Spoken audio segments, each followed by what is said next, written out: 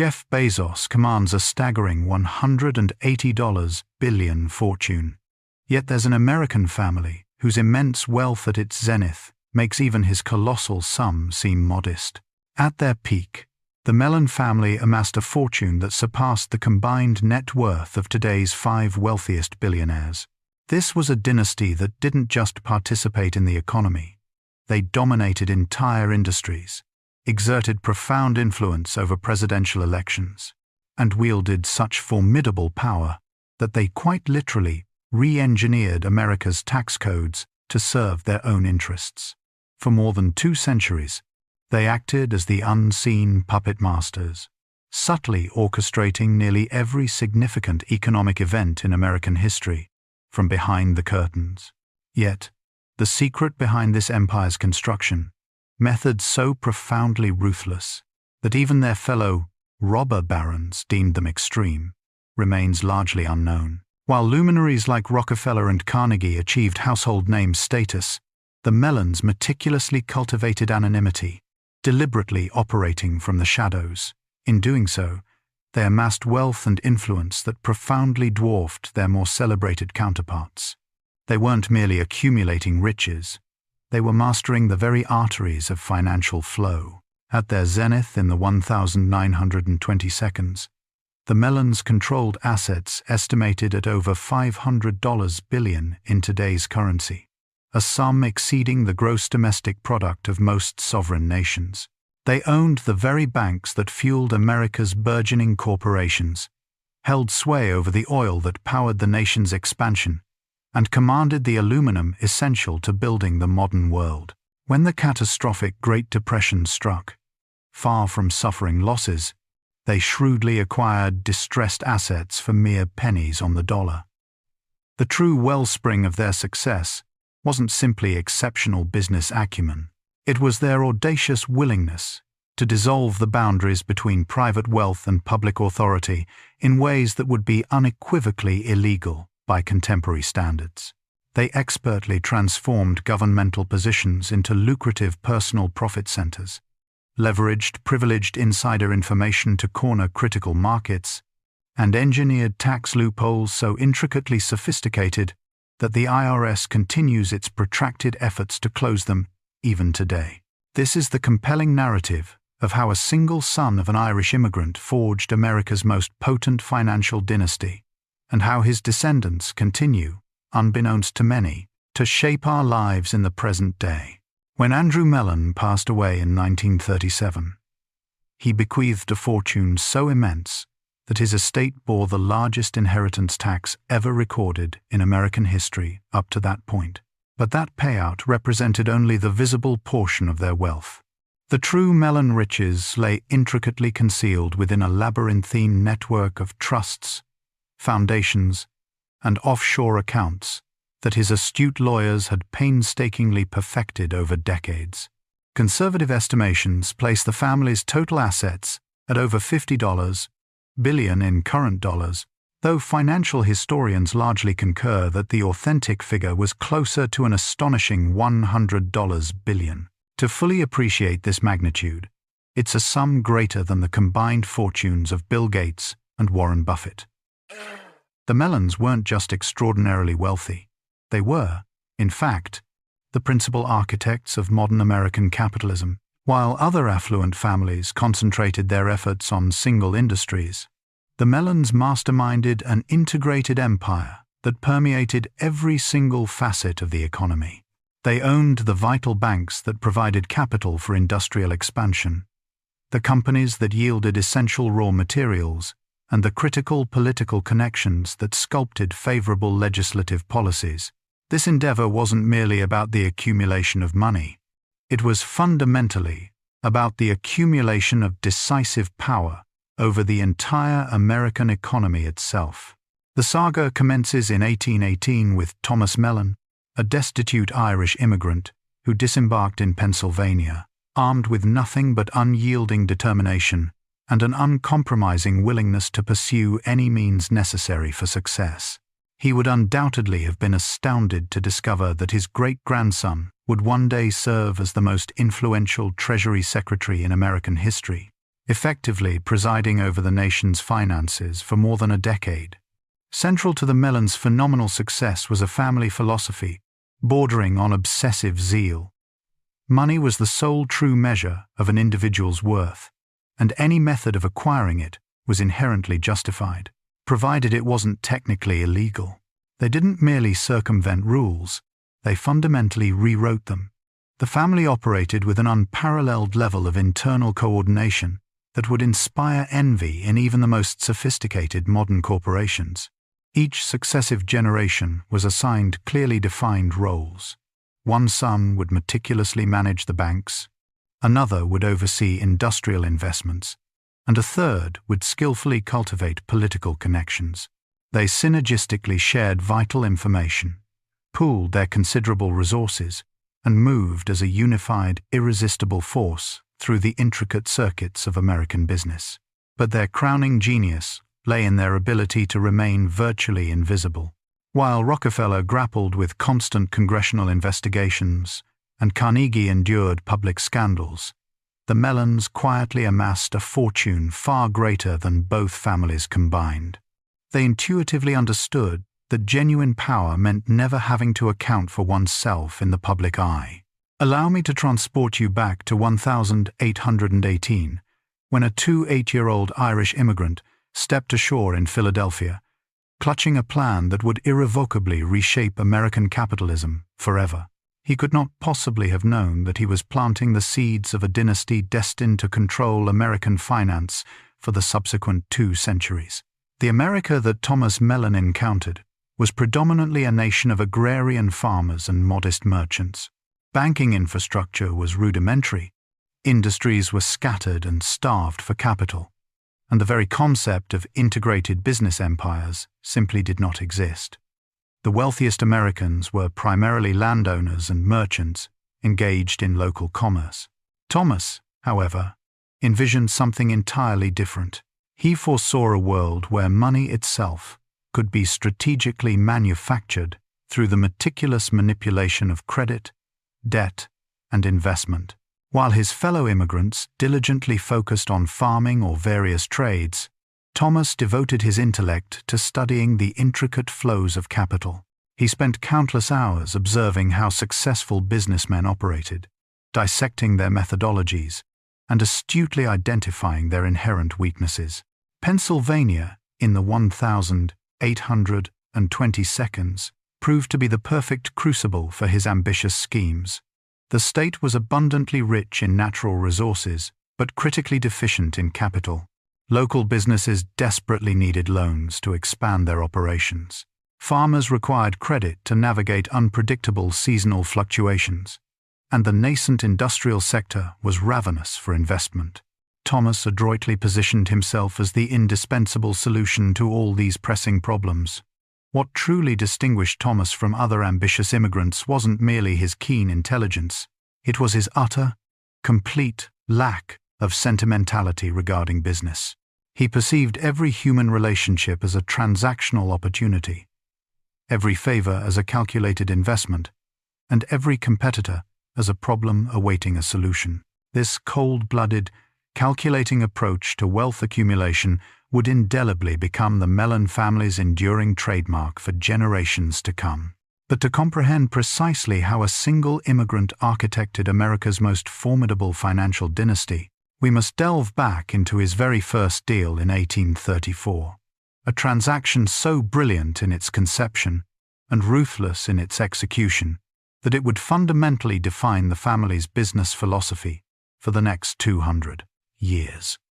Thomas Mellon's inaugural fortune sprang directly from exploiting desperate farmers during Pennsylvania's most severe economic depression. In 1834, a devastating financial panic swept through Pennsylvania's agricultural heartlands. A confluence of widespread crop failures, bank closures, and rapidly collapsing commodity prices left thousands of farmers staring down the barrel of foreclosure. Most people witnessed profound tragedy. Thomas Mellon, however, perceived immense opportunity. While other prospective investors prudently waited for economic conditions to improve, Thomas aggressively plunged into the distressed property market. He had strategically spent years cultivating relationships with local bank officials, lawyers, and courthouse clerks, the very individuals who wielded control over the foreclosure process. When the panic descended, he was perfectly positioned to acquire prime farmland for a mere fraction of its true value. The linchpin of his strategy was, quite simply, cash. While the majority of business transactions were conducted through credit and promissory notes, Thomas had painstakingly amassed actual currency by working multiple jobs and subsisting in conditions bordering on poverty.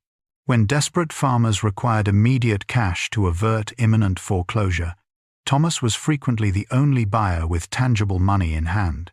His first significant acquisition was a 200-acre farm situated outside Pittsburgh, a property that had been valued at $3,000 just 2 years prior.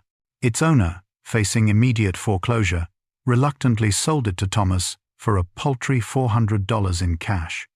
Within 5 short years, as the economy gradually recovered, Thomas resold the identical property for a handsome $4,500, an astounding 11-fold return on his initial investment. But Thomas was far from content with straightforward property speculation. He sagaciously recognized that the real, enduring money wasn't merely in buying and selling land. It resided in controlling the foundational financial mechanisms that made such transactions possible in the first place.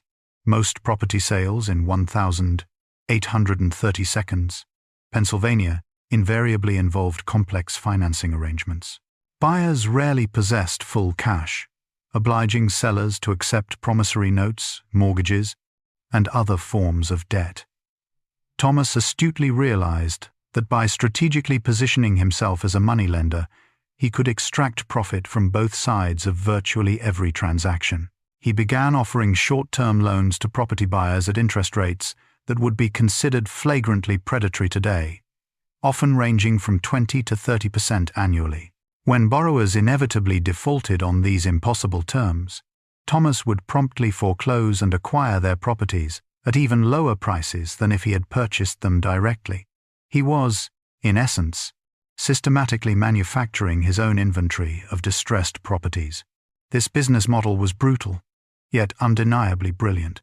Thomas would identify financially struggling property owners, proffer them short-term loans burdened with inherently impossible repayment terms, then foreclose when they inevitably defaulted. Local historical records unequivocally demonstrate that between 1,835 and 1,840, Thomas initiated over 200 foreclosure proceedings, an extraordinary number for a single individual in that bygone era.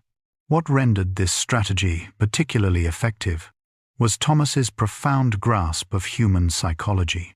He would approach distressed farmers with outwardly sympathetic offers of emergency assistance, artfully positioning himself as their benevolent savior rather than their ruthless exploiter. Many farmers later asserted that they had absolutely no inkling they were signing documents that would ultimately result in the forfeiture of their cherished properties. Thomas's early success particularly intriguing. He wasn't simply accumulating property.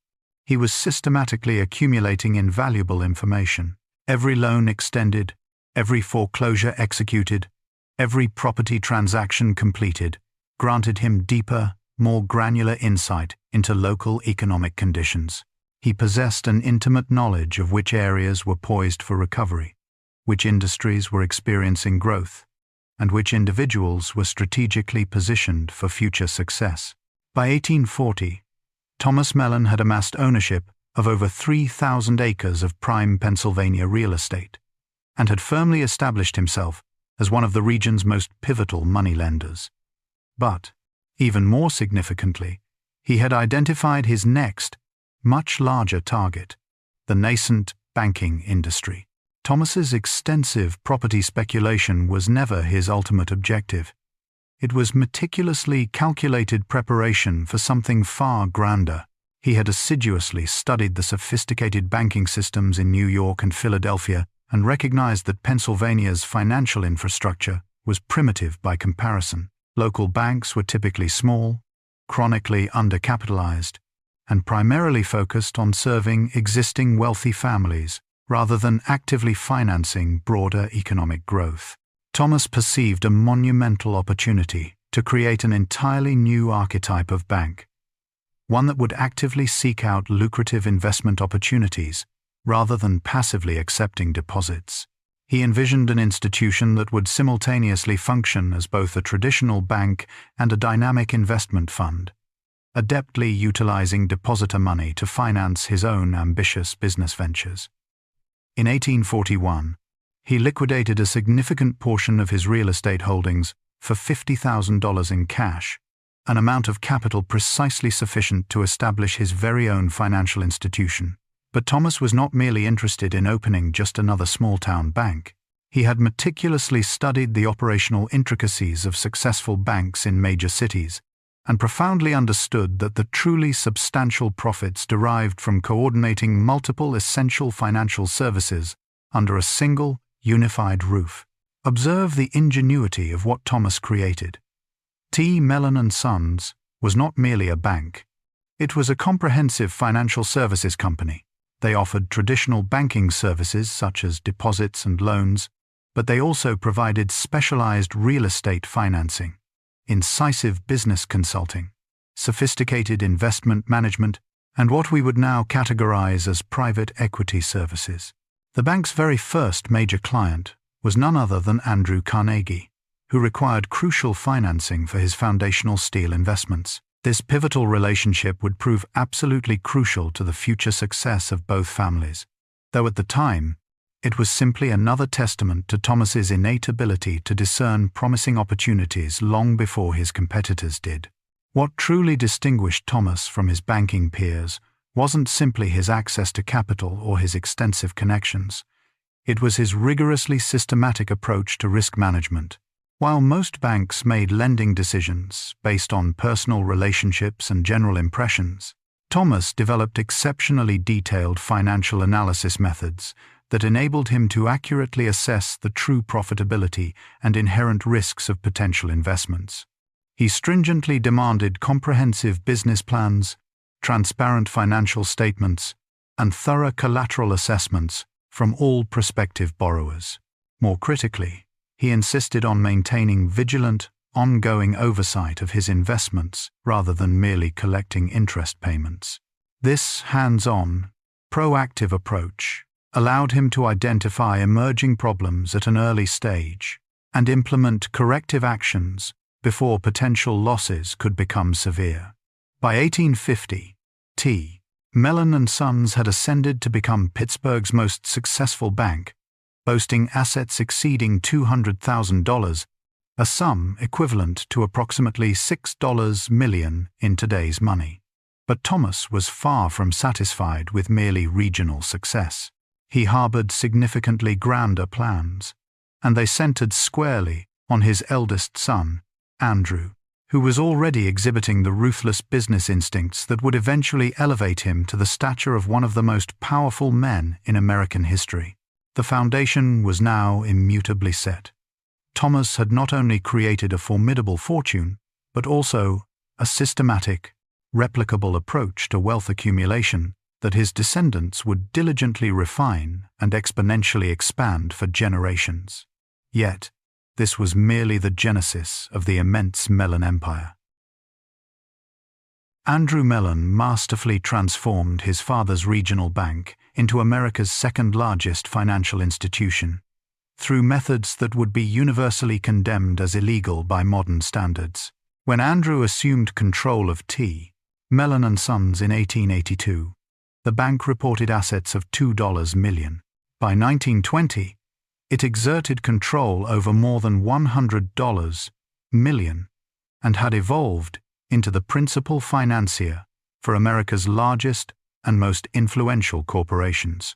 This was not merely gradual growth.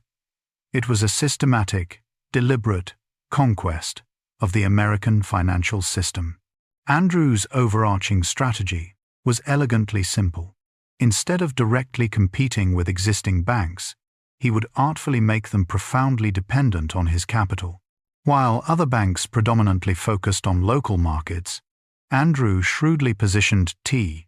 Mellon & Sons as the indispensable lender to other financial institutions. When smaller banks found themselves in need of immediate cash to satisfy withdrawal demands or to fund substantial loans, they invariably turned to Andrew. The brilliance of this approach resided in its inherent leverage. By extending loans to other banks, Andrew could effectively control a far greater pool of capital than his own institution actually possessed. A $1 million loan to a regional bank, for instance, could grant him pervasive influence over $10 million in assets. Within a mere decade, Andrew had meticulously woven a vast network of dependent financial institutions that, in practical terms, functioned as direct branches of his expanding empire. But Andrew's truly significant breakthrough stemmed from his prescient recognition of the symbiotic connection between banking and industrial development. While traditional bankers passively awaited established companies to solicit loans, Andrew actively sought out nascent, emerging industries and furnished them with the crucial capital that would propel them to dominant positions. His first major triumph manifested in the aluminum industry. In 1886, a brilliant young inventor named Charles Martin Hall approached Andrew with a revolutionary new process for cheaply producing aluminum. Every other financier had dismissed Hall's proposal as excessively risky. Andrew, however, possessed the foresight to recognize its immense potential and promptly provided $250,000 in startup capital, a sum equivalent to $7 million today.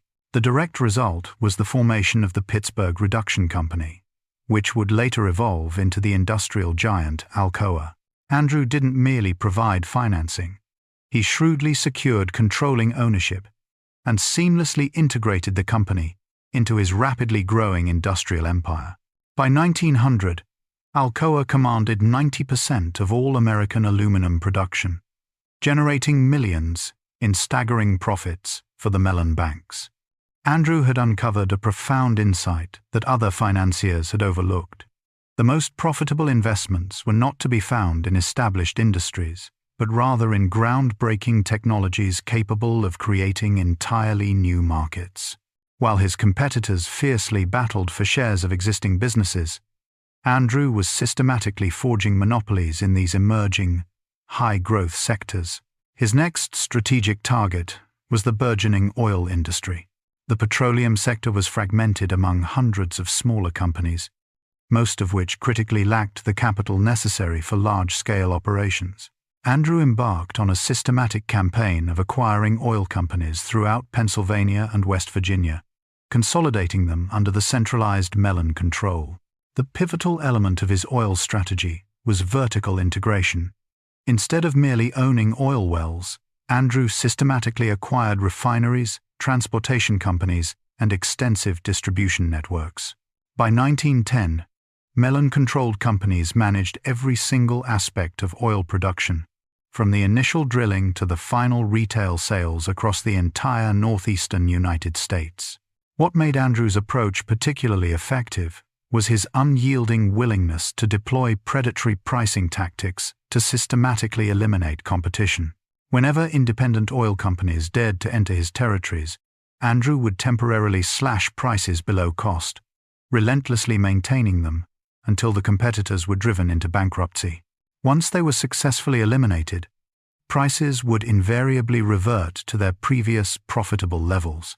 This aggressive strategy demanded enormous capital reserves, a problem Andrew had ingeniously resolved through his expansive banking network. He possessed the capability to fund temporary losses in the oil business by drawing upon deposits from his banks, essentially utilizing other people's money to finance his monopolistic practices. Andrew's sophisticated business model. He wasn't simply building individual companies. He was constructing an intricately integrated economic system where each component organically supported all the others. His banks furnished capital for his industrial ventures, which in turn generated substantial deposits for his banks, which then funded further expansion of his industrial operations. By 1915, the Mellon financial empire encompassed controlling interests in aluminum, oil, steel, coal, and transportation companies, collectively valued at over $50 million, roughly $1.3 billion in today's money. But Andrew was far from content with merely regional dominance. He had identified his next monumental target, the federal government itself. By 1929, the Mellon family commanded assets valued at over $300 million, equivalent to roughly $4.5 billion in today's currency. They stood as the second wealthiest family in America, surpassed only by the Rockefellers. But unlike the Rockefellers, who faced constant public scrutiny and relentless government investigations, the Mellons had managed to accumulate their staggering wealth while maintaining virtual invisibility. The banking empire that Thomas had initiated as a modest, small-town money-lending operation had evolved into a profoundly sophisticated financial machine that reached into every major sector of the American economy. But Andrew's greatest achievement wasn't the wealth itself. It was the masterful creation of a system that would allow future generations to not only maintain, but also exponentially expand that wealth, regardless of shifting economic conditions. But regional dominance was not enough. To truly rule, he needed to control the very steel skeleton of America. While Andrew Carnegie achieved widespread fame for constructing America's dominant steel industry, the Mellons, operating in the shadows, secretly controlled a greater volume of steel production than Carnegie ever did. The critical difference lay in their contrasting strategies. Carnegie built his immense empire through highly public acquisitions and dramatic business battles that frequently seized newspaper headlines. The Mellons, by contrast, accumulated their steel assets with meticulous discretion, leveraging their deep banking connections to acquire companies during periods of acute financial distress, when owners were desperate to sell and media attention was conveniently diverted elsewhere. Andrew Mellon's strategic foray into steel commenced in 1899 with what appeared to be a minor investment in a struggling Pittsburgh steel company named Union Steel. The company teetered on the brink of bankruptcy, plagued by an unfortunate combination of outdated equipment, prohibitively high labor costs, and intense competition from Carnegie's formidable operations. Most investors perceived Union Steel as an irredeemable lost cause. Andrew, however, saw it as a perfect, ripe acquisition target. Utilizing his extensive banking network, he extended emergency financing that temporarily rescued Union Steel from immediate bankruptcy. But the terms of the loan were extraordinary. If the company failed to repay the debt within 2 years, ownership would automatically transfer to T. Mellon and Sons Bank. The company's embattled executives, facing the stark choice between certain bankruptcy and a slender possibility of survival, reluctantly accepted Andrew's stringent terms. Union Steel, as anticipated, never repaid the loan. By 1901, it was entirely Mellon-owned, thereby granting Andrew his first significant steel production facility. But this was merely the inauguration of a systematic, relentless campaign to acquire steel companies throughout Pennsylvania and Ohio. The genius of Andrew's approach lay in his ability to utilize other people's money to finance his relentless acquisitions. Whenever a steel company encountered severe financial difficulties, Andrew would orchestrate for one of his dependent banks to provide urgent emergency financing. When the company inevitably defaulted on its loan obligations, the bank would promptly foreclose and seamlessly transfer ownership to a Mellon-controlled entity. This ingenious strategy allowed Andrew to acquire critical steel companies without expending his own capital, all while meticulously maintaining the public perception of being a helpful financier rather than a predatory acquirer. Local newspapers typically lauded these transactions with headlines like "Mellon Bank Saves Struggling Steel Company," rather than accurately reporting Mellon acquires another competitor. Andrew had astutely identified a fundamental vulnerability within the steel industry's financial architecture. Most steel companies were heavily leveraged, meaning they relied on a continuous stream of credit to meet their substantial operational expenses.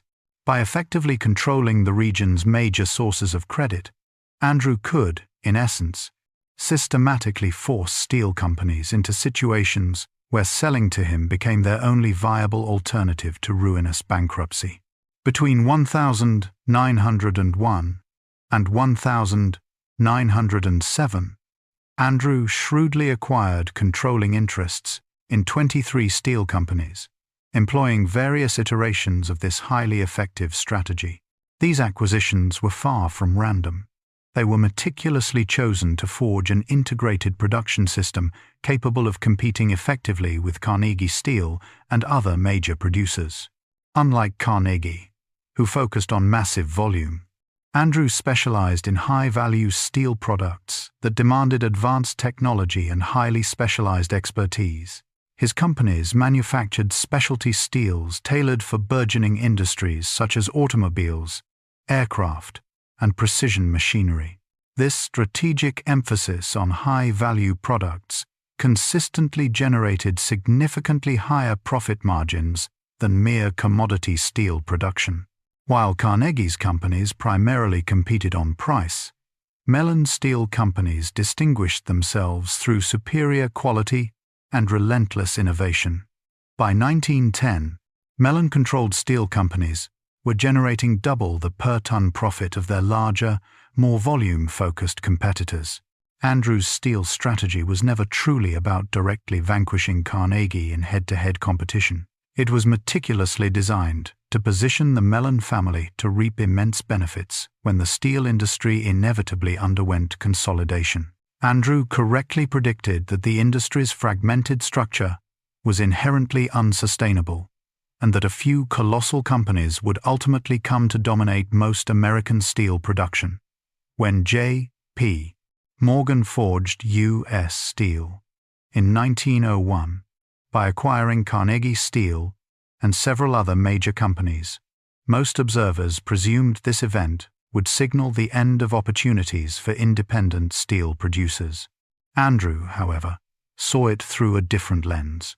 He recognized that U.S. Steel's sheer size would render it slow, ponderous, and bureaucratic, thereby creating invaluable opportunities for smaller, more agile, and efficient competitors.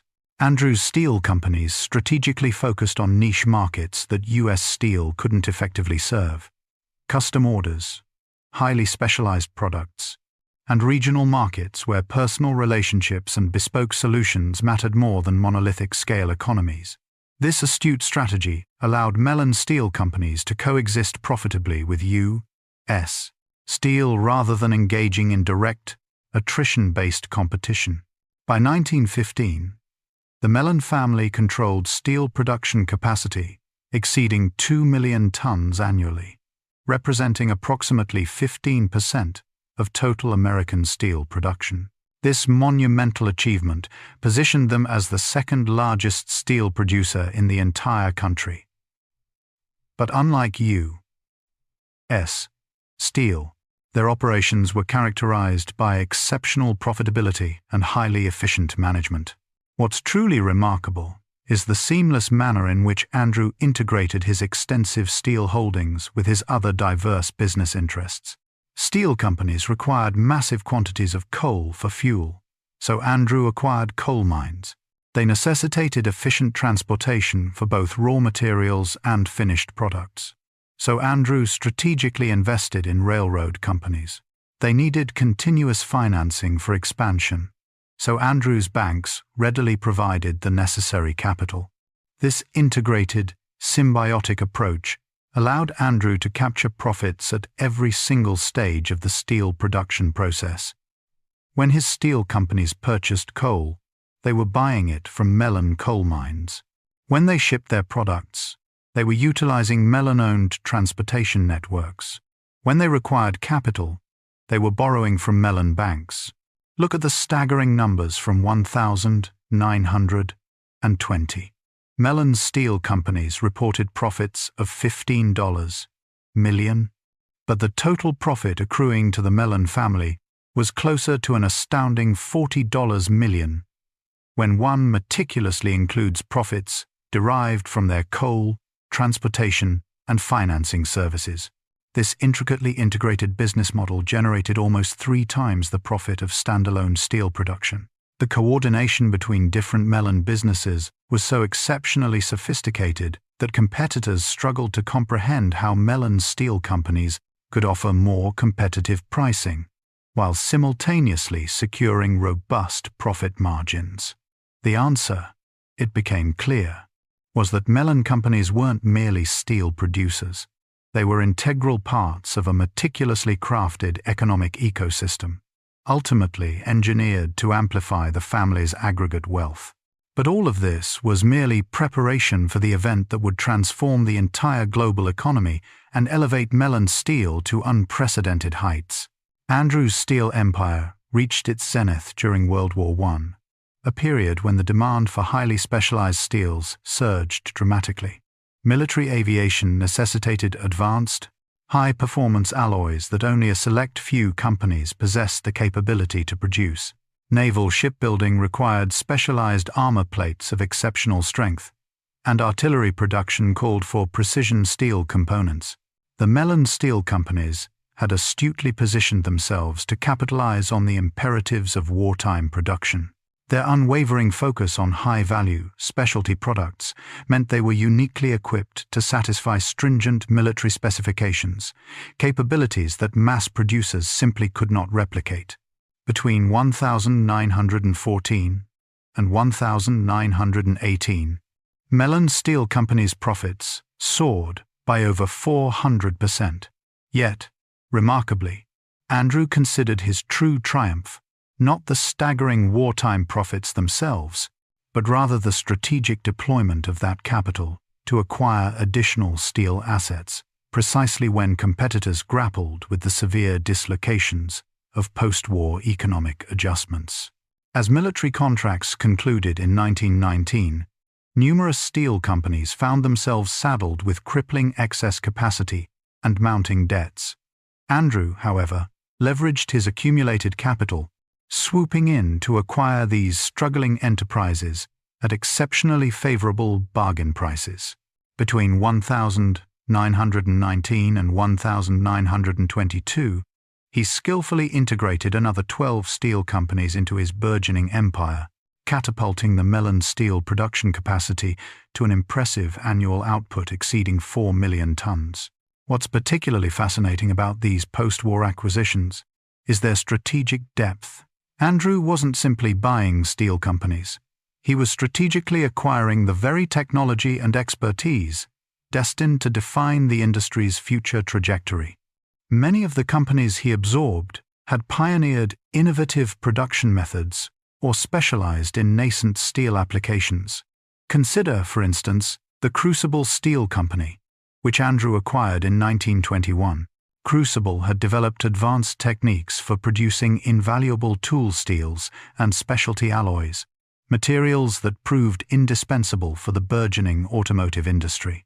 By integrating Crucible, Andrew gained privileged access to groundbreaking technologies that would become increasingly vital as American manufacturing underwent profound sophistication. This precise pattern was evident across several other acquisitions. Andrew systematically identified steel companies boasting unique capabilities or cutting-edge technologies, then acquired them when financial pressures rendered their owners amenable to selling. This shrewd strategy allowed him to assemble a collection of steel assets that was technologically superior to even much larger competitors. By the time the dust settled after the war, the outline of a far greater empire had begun to emerge. By 1925, the Mellon Steel empire encompassed an astounding 35 companies, collectively boasting an annual production capacity of 6 million tons. This represented approximately 20% of all American steel production, firmly establishing the Mellons as the largest private steel producers globally. Yet, paradoxically, most Americans remained entirely unaware of Mellon Steel companies because they deliberately operated under their original names rather than a unified corporate identity.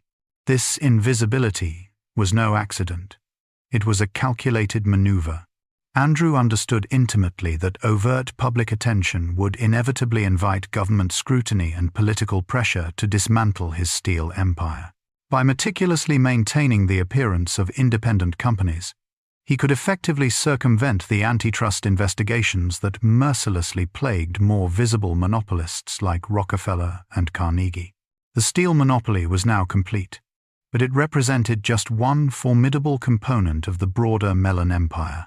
Andrew's subsequent target was even more audacious, achieving comprehensive control over America's energy supply through the systematic acquisition of vital oil and coal resources.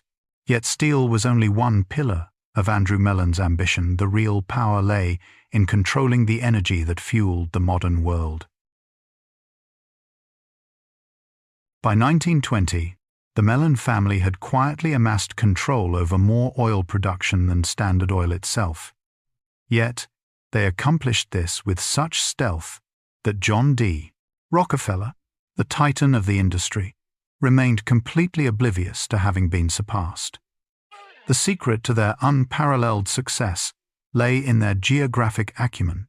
While Rockefeller primarily focused his formidable resources on refining and distribution, the Mellons strategically concentrated on discovering and securing control of new oil fields long before their competitors even became aware of their existence.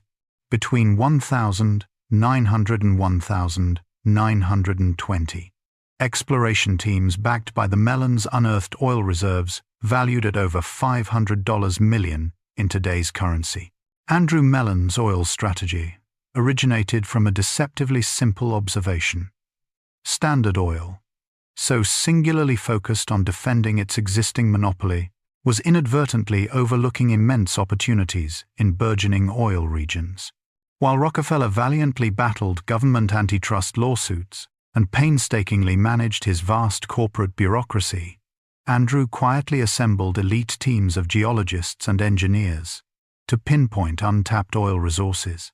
His inaugural major discovery materialized in 1,901 inches, Texas, just months after the legendary Spindletop gusher seized global headlines.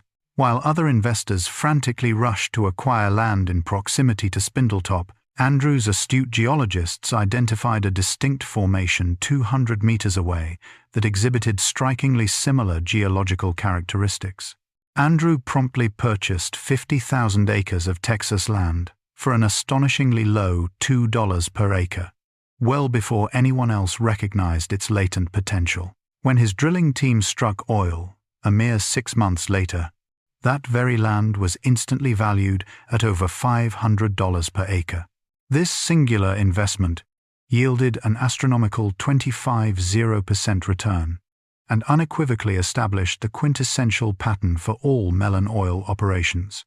Find resources before competitors, acquire land cheaply, then develop systematically. And once Mellon understood the geology of Texas, he realized that the same invisible patterns stretched far beyond the state's borders. The Texas success naturally drew attention, but Andrew was already pivoting to his next audacious target, the untested, nascent oil regions of Oklahoma, Louisiana, and California. Leveraging the substantial profits gleaned from Texas, he assembled the largest private exploration operation in American history. Andrew had identified a crucial, inherent advantage that Standard Oil, despite its immense scale, simply could not match: speed. Rockefeller's companies, being so gargantuan and bureaucratic, required major decisions to navigate through multiple corporate layers for approval, a process often laden with delays. Andrew, by stark contrast, could authorize new exploration projects within days and have drilling teams fully operational within weeks. This unparalleled speed advantage empowered Andrew to acquire prime drilling rights in new oil regions long before Standard Oil even became cognizant of their existence. Between 1902 and 1910, Mellon exploration teams unearthed major oil fields across Oklahoma, Louisiana, California, and West Virginia. Each discovery was meticulously developed through a separate company, a deliberate tactic to avoid drawing undue attention to the overall colossal scope of Mellon oil operations. Instead of constructing a single, monolithic company like Rockefeller's, Andrew ingeniously created dozens of smaller, agile companies that operated with a semblance of independence, but consistently shared crucial resources and information. This decentralized yet coordinated structure rendered the Mellon oil empire virtually invisible to both competitors and government regulators alike. Consider the seamless coordination exhibited among various Mellon oil companies. When one company required drilling equipment, it could readily borrow from other Mellon companies on highly favorable terms. When geological surveys identified promising new areas, that invaluable information was swiftly disseminated across all Mellon operations. When new technologies were developed, they were immediately implemented throughout the entire network. This integrated coordination allowed Mellon oil companies to operate with far greater efficiency than their larger, more cumbersome competitors, all while retaining the agility and flexibility inherent in smaller organizations.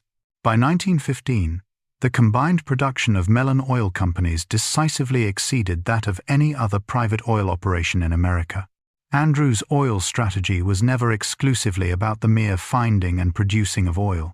It was, rather, about establishing comprehensive control over the entire energy ecosystem that fueled America's burgeoning industrial growth.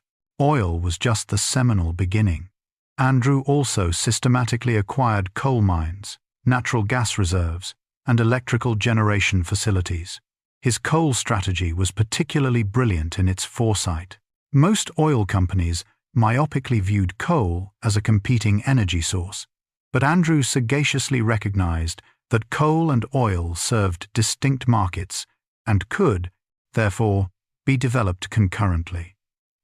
While oil proved ideal for transportation and heating, coal remained absolutely essential for steel production and electrical generation. Between 1905 and 1920, Andrew acquired coal mines throughout Pennsylvania, West Virginia, and Kentucky, collectively boasting an annual production capacity exceeding 20 million tons.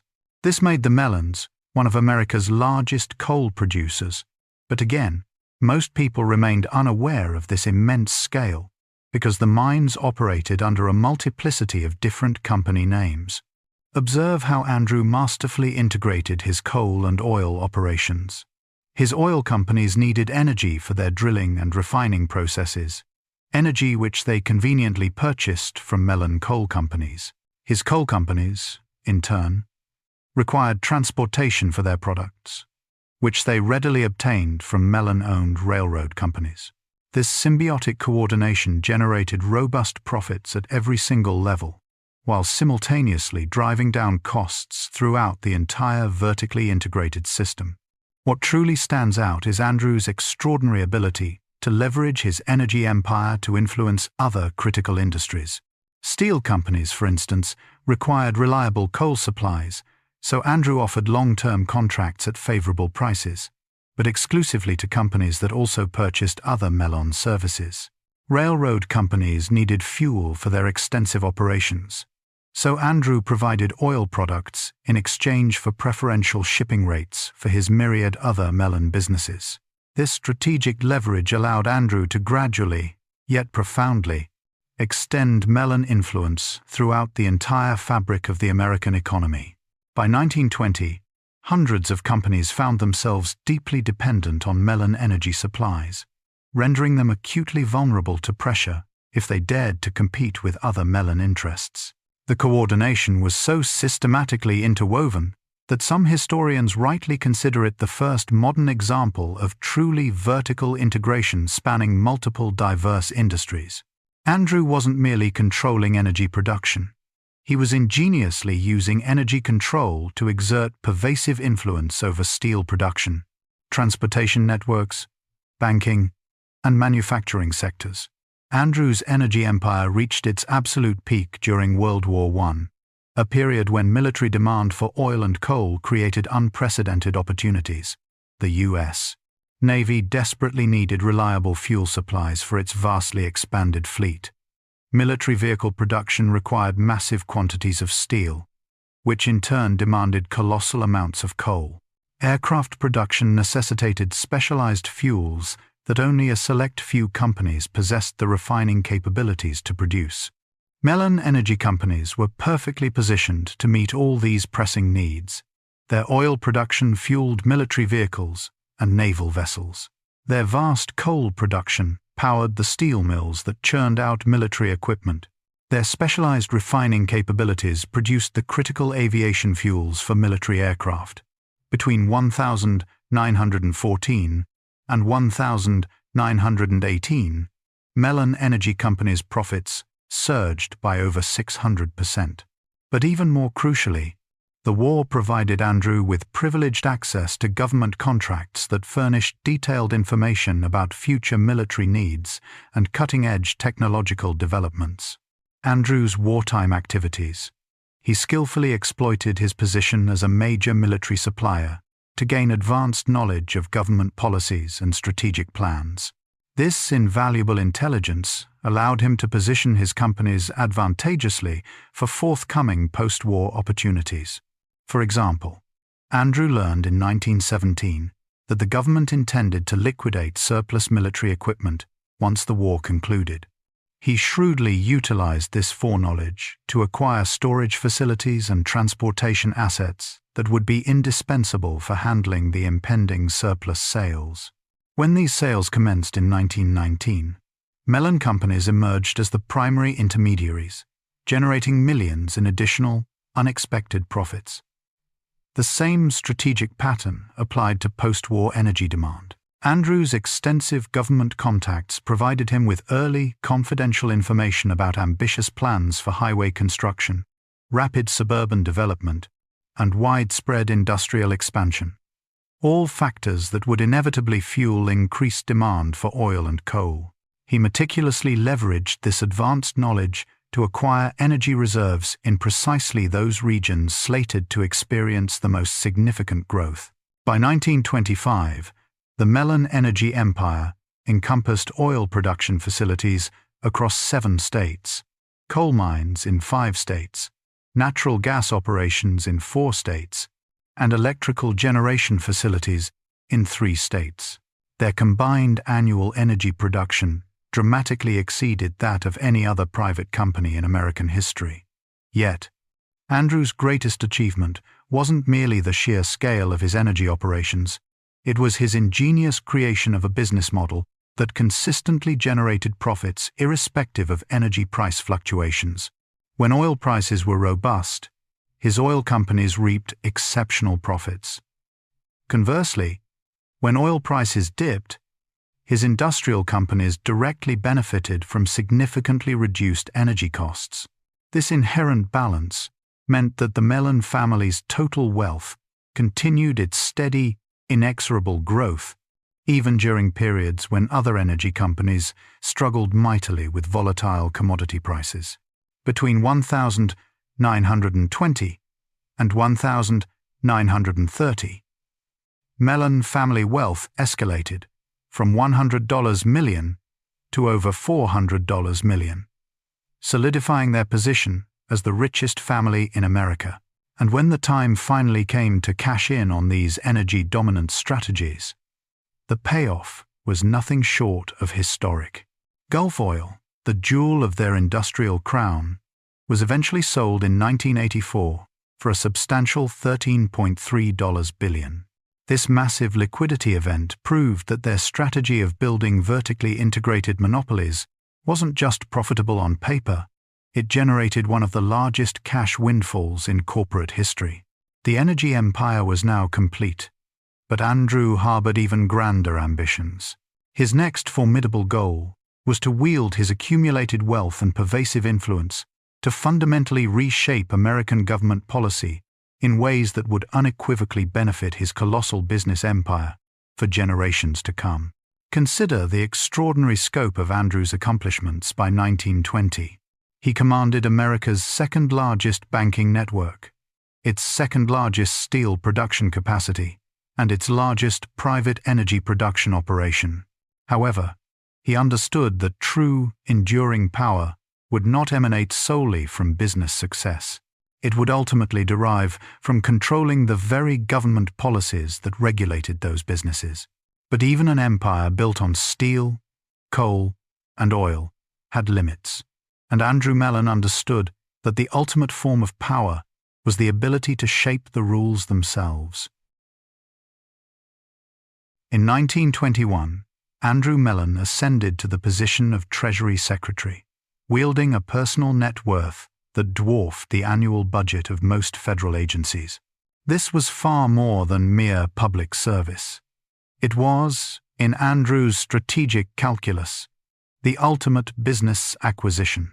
For an astonishing 11 years, Andrew effectively steered the American economy while simultaneously expanding his private business empire with relentless zeal. He engineered a dramatic 70% reduction in taxes on the wealthy, systematically dismantled regulations that constrained his core industries, and meticulously crafted new government policies that directly and unequivocally benefited Mellon companies. It was, without hyperbole, the most systematic conversion of public office into private profit in the annals of American political history. Andrew's inexorable path to power began in 1920, when Republican leaders found themselves in dire need of funding for Warren Harding's presidential campaign. Traditional party donors were understandably hesitant to support Harding, who was widely perceived as an outsider with limited political experience. Andrew astutely recognized an unparalleled opportunity. He generously contributed over $1 million to Harding's campaign, an amount equivalent to approximately $13 million today, instantly making him one of the largest political donors in American history up to that point. But Andrew's munificent support came with explicit conditions. He demanded significant input into critical economic policy decisions, particularly those directly impacting taxation and business regulation. When Harding ultimately secured the presidency, Andrew fully expected to be extensively consulted on all major economic appointments. He was, therefore, genuinely shocked when Harding directly offered him the coveted Treasury Secretary position. Most businessmen would have perceived this as a tremendous honor, albeit a significant distraction from their private affairs. Andrew, however, immediately recognized it as the opportunity of a lifetime. Andrew possessed an understanding that eluded most people regarding the American government. The Treasury Secretary didn't merely manage government finances. He essentially controlled the entire economic environment within which businesses operated. Tax rates, intricate banking regulations, international trade policies, government spending priorities. All of these fundamental levers were profoundly influenced, if not directly determined, by Treasury Department decisions. Andrew's acceptance of the Treasury position ignited immediate and widespread controversy. He undeniably held significant interests in numerous companies that would be directly affected by his policy decisions. Critics vociferously argued that he should divest his extensive business holdings to preempt any potential conflicts of interest. Andrew steadfastly refused, boldly claiming that his unparalleled business experience was precisely what uniquely qualified him for such a crucial position. What transpired next was nothing short of extraordinary. Instead of scrupulously avoiding policies that benefited his businesses, Andrew systematically exploited his government position to vigorously advance Mellon family interests, all while masterfully presenting his actions as serving the broader public good. His inaugural major initiative was comprehensive tax reform. In 1921, the top marginal tax rate stood at a formidable 73%, a rate that had been specifically implemented during World War I to finance military operations. Andrew forcefully argued that these excessively high rates were stifling essential economic growth, and therefore demanded immediate reduction. The tax cuts Andrew proposed were not modest adjustments. They represented a fundamental, sweeping restructuring of the entire American tax system. He aimed to dramatically reduce the top rate from 73% to a mere 25%. entirely eliminate the excess profits tax on corporations, and introduce new deductions that would primarily benefit wealthy individuals and large businesses. He shrewdly presented his tax proposals as economic science rather than mere political preference. He shrewdly presented them as economic science rather than mere political preference. Utilizing sophisticated economic analyses that few politicians could fully comprehend, Andrew meticulously argued that lower taxes on the wealthy would counterintuitively generate more government revenue by vigorously stimulating overall economic growth. This trickle-down theory wasn't merely policy advocacy. It represented a revolutionary, paradigm-shifting approach to economic management that unequivocally placed wealthy individuals and large corporations at the absolute epicenter of government strategy. Andrew essentially convinced Congress that enabling rich people to accumulate greater wealth was, in fact, the most effective means to uplift everyone else. The results were immediate and undeniably dramatic. Between 1921 and 1925, Andrew successfully orchestrated the reduction of the top tax rate to 25% and eliminated the vast majority of business taxes. Government revenue, astonishingly, actually increased during this period, but not primarily because of organic economic growth. Instead, it increased because Andrew's policies had stimulated massive economic speculation that temporarily boosted taxable activities. Examine who truly benefited from Andrew's profound tax changes. The Mellon family's annual tax liability plummeted from $3 million to less than $500,000, while their income simultaneously surged by over $20 million annually. The tax savings alone were equivalent to effectively doubling their net worth every 5 years. But Andrew's most sophisticated achievement lay in creating intricate tax loopholes that appeared to benefit entire industries, while, in reality, disproportionately benefiting predominantly Mellon-controlled companies. Consider the notorious oil depletion allowance, which permitted oil companies to deduct a remarkable 27.5% of their gross income from taxable earnings. Andrew argued persuasively that this deduction was absolutely necessary because oil companies depleted their assets through production and therefore required significant tax relief to finance new exploration. What he conveniently omitted was that his family commanded more oil production than any other private entity, meaning they would naturally reap the overwhelmingly largest benefit from this ostensibly industry-wide tax break. The same insidious pattern applied to aluminum production credits, coal mining deductions, and profound changes in banking regulation.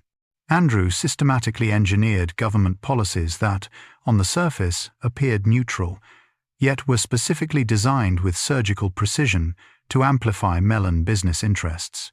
What's truly remarkable is how Andrew meticulously coordinated his government policies with his family's overarching business strategies. When he unveiled new tax incentives for oil exploration, Mellon companies were already perfectly positioned to capitalize to the maximum extent. When he dismantled regulations on banking consolidation, Mellon banks were already poised to aggressively acquire competitors. The coordination was so exceptionally precise that some economists later concluded that Andrew's government policies alone added over $100 million to Mellon family wealth, money that flowed directly from reduced taxes, favorable regulations, rather than from traditional business operations. Meanwhile, Andrew's brothers and cousins were relentlessly exploiting this highly favorable policy environment to aggressively expand Mellon business operations. Between 1921 and 1929, Mellon companies acquired over 300 competitors, forged new monopolies in emerging industries, and firmly established dominant positions in sectors they had never previously entered. Andrew's policies had meticulously crafted an economic environment where large companies with ready access to capital could effortlessly acquire smaller competitors. Tax advantages were consistently skewed to favor big businesses over small ones. Banking regulations were deliberately designed to benefit established institutions over nascent entrants. Trade policies were structured to favor companies with existing international operations. The Mellon family was uniquely positioned to benefit from all these advantages simultaneously. By 1929, they controlled significant market shares across banking, steel, oil, coal, aluminum, chemicals, and transportation, a level of economic concentration that would have been utterly impossible without the profoundly favorable government policies Andrew had masterminded. But Andrew's influence extended far beyond mere economic policy.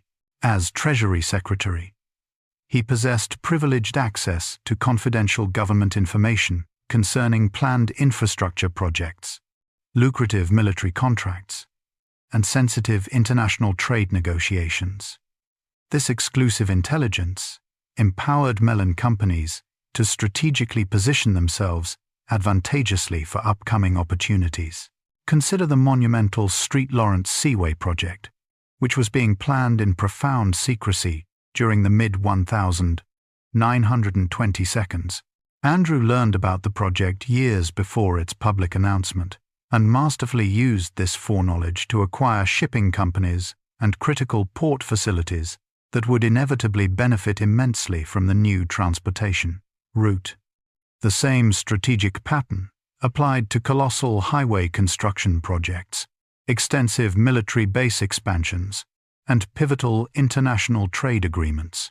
Andrew consistently exploited confidential government information to guide Mellon family investment decisions, generating profits that would have been utterly unattainable through normal, transparent business operations. Andrew had engineered a systematic, virtually foolproof method for converting unparalleled government access into monumental private wealth. His powerful position as Treasury Secretary granted him advanced knowledge of impending policy changes, confidential intelligence about government plans, and the unprecedented ability to directly influence regulations affecting his vast industries.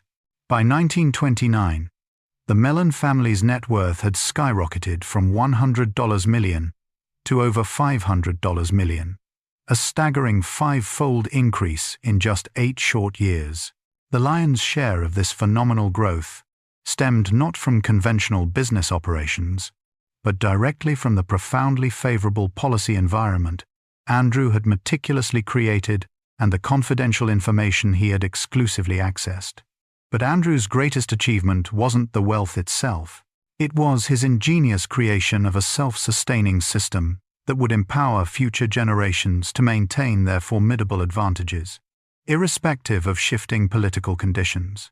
The intricate tax structures, advantageous regulatory frameworks, and deeply entrenched business relationships he had meticulously established would continue benefiting the Mellon family for decades after his departure from government service. However, this systematic utilization of government power for private gain was about to confront its ultimate, defining test. The catastrophic stock market crash of 1929 would shatter countless American fortunes. But for the Mellons, it would merely represent the single greatest opportunity in their family's illustrious history. Yet Andrew's political influence was only one half of the story. The true genius of the Mellon dynasty lay in the financial structures they built to protect their wealth forever. The Mellon family's most sophisticated achievement wasn't the construction of vast industrial enterprises. It was the ingenious creation of a tax avoidance system so intricately complex that the IRS continues its arduous attempts to fully comprehend it even today. When Andrew Mellon passed away in 1937, his estate officially paid $7 million in federal taxes. However, financial investigators later unearthed the stark truth. His true wealth was cunningly concealed within an impenetrable network of trusts, foundations, and offshore entities valued at over $200 million. The Mellons had, in essence, rendered an astonishing 95% of their colossal fortune invisible to tax authorities. The bedrock of their sophisticated tax strategy rested upon a deceptively simple principle. Wealth that officially belongs to institutions rather than individual persons is not subject to personal income or estate taxes. Between 1,920 and 1,935, the Mellons meticulously transferred the overwhelming majority of their assets to entities they comprehensively controlled but did not technically own.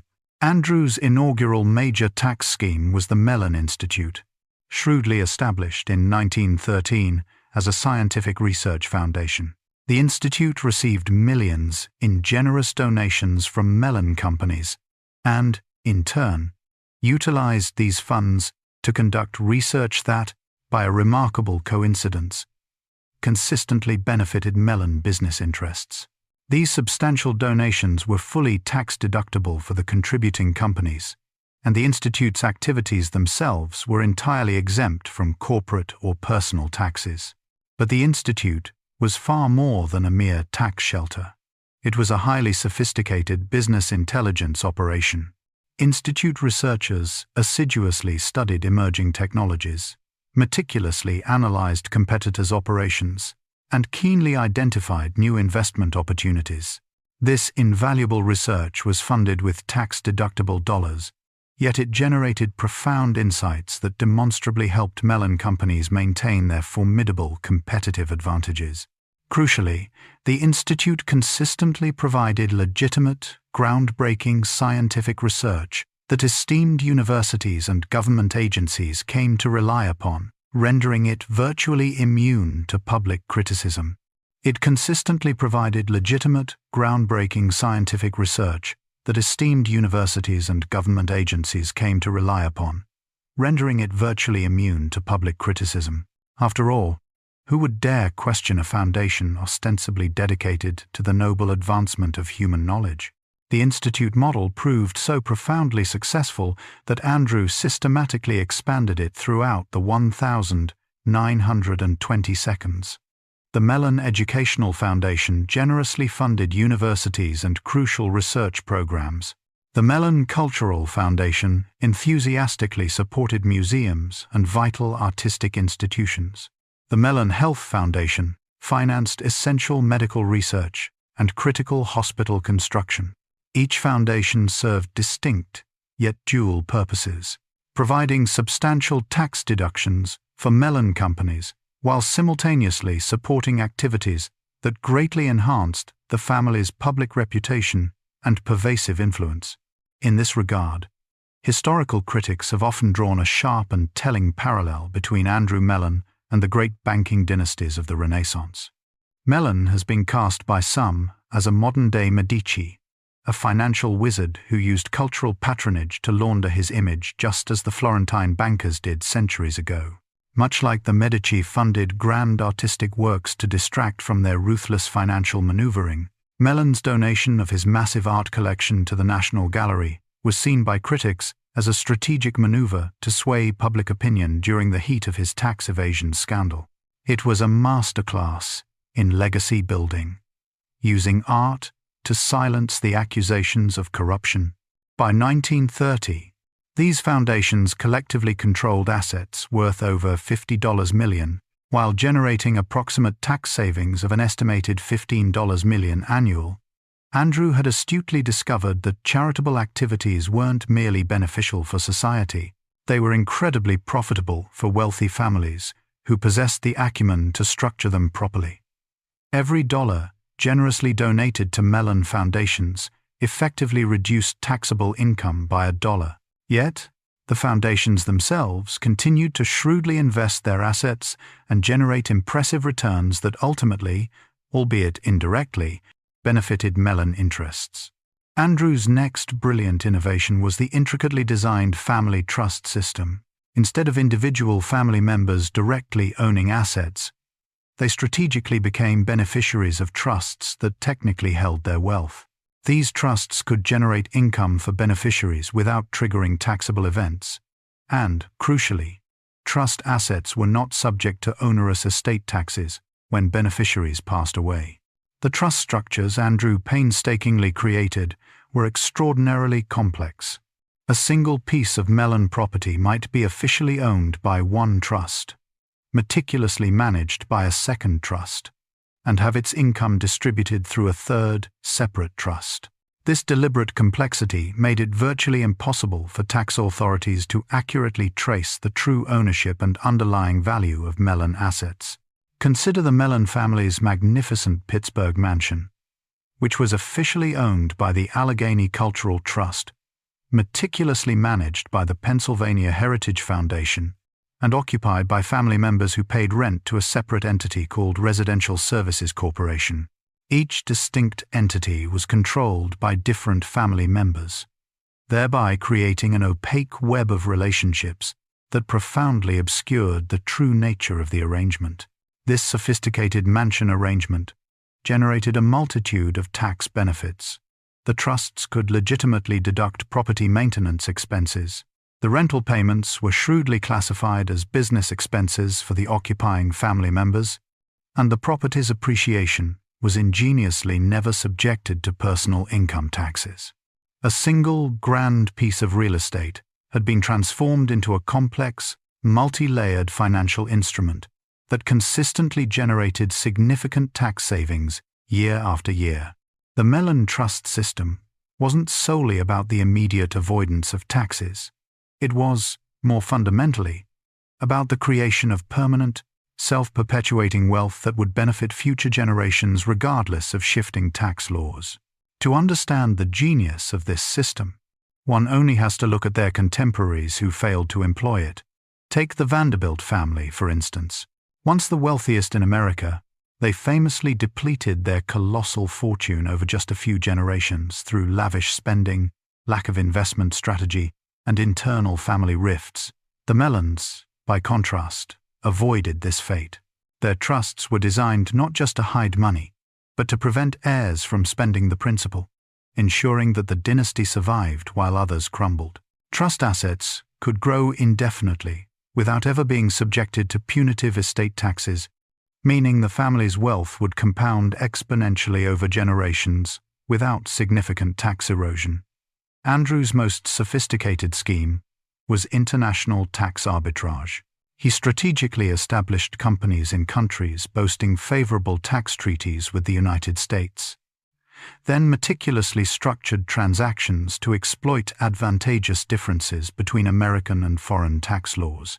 For example, the Mellon Bahamas Trading Company officially purchased raw materials from Mellon U.S. operations at artificially high prices, subjected them to minimal processing, then sold the finished products back to U.S. companies at artificially low prices. This ingenious arrangement effectively shifted profits from high-tax U.S. operations to low-tax Bahamas operations, all without fundamentally altering the underlying business activities. The Bahamas company wasn't merely a tax dodge. It was a highly sophisticated financial engineering operation that meticulously optimized the family's global tax liability. Between 1925 and 1935, international tax arbitrage saved the Mellons an estimated $25 million in U.S. taxes, while concurrently generating additional profits from astute currency fluctuations and international trade advantages. Observe the unparalleled coordination between different components of the Mellon tax system. Foundations provided critical tax deductions, trusts skillfully sheltered ongoing income, and international companies assiduously minimized global tax liability. Each element, when viewed individually, was ostensibly legal, but the combined synergistic effect was a comprehensive, impenetrable system that rendered the vast majority of Mellon wealth virtually invisible to tax authorities. The system proved so remarkably effective that between 1920 and 1935, the Mellon family's reported taxable income totaled less than $30 million, while their actual wealth simultaneously surged by over $200 of million. They had, in essence, achieved a perpetual state of tax exemption while concurrently amassing truly immense wealth. The profound potency of these Mellon tax strategies stemmed from their unimpeachable legitimacy. Every single transaction was meticulously documented, filed with precision, and structured in strict accordance with the prevailing legal framework. Consequently, tax authorities found themselves powerless to challenge these intricate arrangements, as they meticulously avoided violating any specific regulations. Andrew Mellon's most remarkable achievement, however, lay in his ability to construct a tax system that would continue to lavish benefits upon the family, even in the face of significant shifts in tax legislation.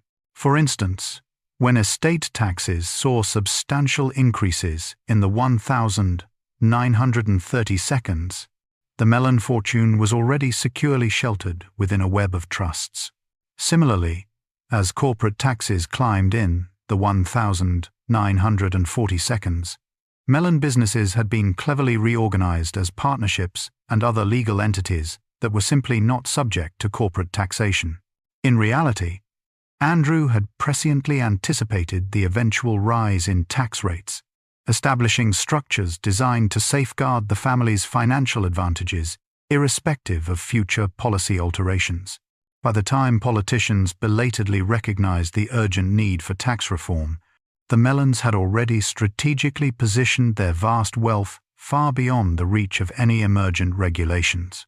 During the tumultuous 1932, as America grappled with the devastating Great Depression and was in desperate need of every possible tax dollar, extensive investigations began to unveil the sheer scale of Mellon tax avoidance. Congressional hearings brought to light elaborate foundation schemes, intricate trust manipulations, and sophisticated international tax arbitrage operations that had, collectively, deprived the federal government of hundreds of millions in crucial revenue. Yet what makes these congressional inquiries particularly fascinating is a crucial detail. They were utterly unable to recover the lost taxes because, under the existing laws of the time, all of the Mellon arrangements were, technically, perfectly legal. However, the victory in this legal war came with a bitter, personal twist that is often omitted from financial textbooks. One of the most heartbreaking aspects of this story is that Andrew Mellon never lived to see the ultimate resolution. He died in 1937, in the midst of the battle, and was acquitted only posthumously. The man who had shaped the American economy for a decade passed away under the cloud of criminal accusation, leaving behind a legacy that was legally vindicated but forever ethically debated. While these investigations did indeed spur the creation of new regulations, those rules were only applicable to future transactions, leaving past arrangements untouched. Meanwhile, the Mellons were adeptly utilizing their substantial tax savings to acquire distressed assets during the depths of the Depression. While other affluent families struggled under escalating tax burdens and shrinking incomes, the Mellons had not only preserved their capital, but were also strategically positioned to reap enormous benefits from the eventual economic recovery. By 1940, financial experts estimated that the Mellon family's tax avoidance schemes had generated savings equivalent to doubling their entire net worth. Money that would have otherwise flowed into government coffers had instead been shrewdly invested in additional assets, which continued to generate substantial returns for generations to come.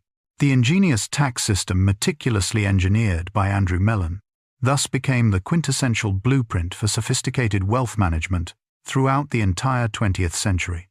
Wealthy families, corporations, and major financial institutions worldwide eagerly adopted variations of these Mellon strategies to artfully minimize their own tax liabilities.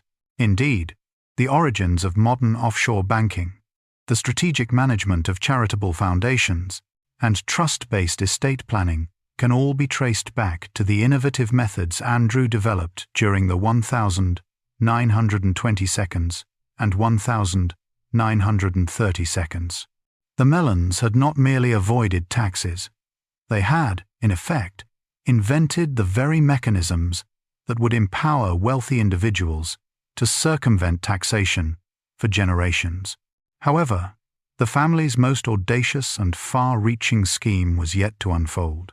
As World War II presented both unprecedented opportunities and formidable challenges, the Mellons would definitively demonstrate that their sophisticated tax avoidance system was merely one intricate component of a much grander, overarching strategy designed to perpetually maintain their wealth and influence through any conceivable economic or political disruption. And while the early 20th century Mellon Empire was built on assets you could see steel mills, oil fields, banks, the modern Mellon dynasty would master something far more powerful: institutions. Today, the Mellon family commands an impressive portfolio of over $12 billion in assets. But their true power emanates from a network of institutions that most Americans have likely never even heard of. The Mellon Foundation, for instance, is far more than just a philanthropic organization. It stands as one of the single largest sources of funding for America's leading universities, museums, and vital cultural institutions. When you visit a prominent art museum, pursue higher education at a prestigious university, or benefit from groundbreaking medical research, there's a very strong probability that Mellon money played a pivotal role in making it all possible. This is by no means a coincidence. It is the meticulously cultivated outcome of a highly sophisticated influence strategy that the Mellons have artfully refined over many generations.